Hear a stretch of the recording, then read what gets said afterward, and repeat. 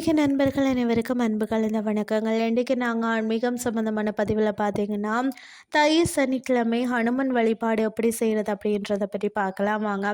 எந்த சனிக்கிழமையும் ஹனுமனை வழிபட்டாலும் உங்களுக்கு பலன் கிடைக்கும்.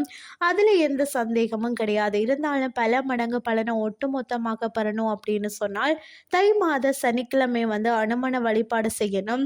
தை மாதத்தில் சூரிய பகவான் மகர ராசியில் இருக்கிறார். சூரியன் உச்சம் பெறும் இந்த சமயத்தில் தான் நாம் வழிபாடு செய்தாலும் அதற்கு நமக்கு பல மடங்கு பலன் கிடைக்கும்.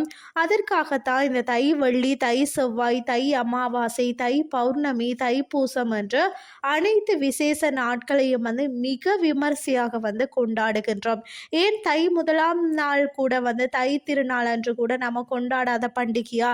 சூரியனுக்கு நன்றி தெரிவித்து போற்றும் வகையில் தானே எல்லாருமே இந்த பண்டிகையை விமர்சையாக கொண்டாடுறோம் இல்லையா?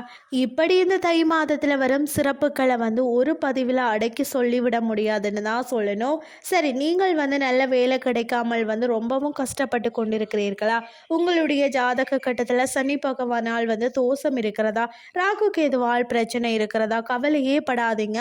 உங்கள் வீட்டு பக்கத்தில் இருக்கக்கூடிய அனுமன் கோவிலுக்கு செல்லுங்கள். இந்த தை சனிக்கிழமை அனுமன் கோவிலுக்கு சென்று பார்த்தீங்கன்னா அனுமனுக்கு 27 வெற்றிலையை மாலையாக கட்டி போடுங்கள்.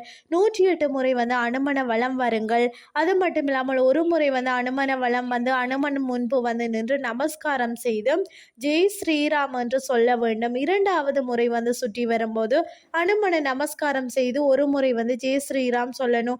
இப்படி நீங்கள் 108 முறை அனுமன வலம் 108 முறை அனுமனை நமஸ்காரம் செய்து ஜெய் ஸ்ரீராம் சொல்லுங்கள்.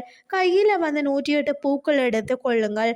அதில் ஏதாவது ஒரு பூ உதிரி பூ, அந்த பூவை அனுமன் பாதத்தில் வைத்துட்டு ஜெய் ஸ்ரீராம் சொல்லுங்கள். கணக்கு உங்களுக்கு தெரிந்து விடும் இல்லையா? கையில் இருக்கக்கூடிய பூக்கள் தீரும் போது 108 சுற்றுக்கள் நிறைவடைந்ததாக அர்த்தம்.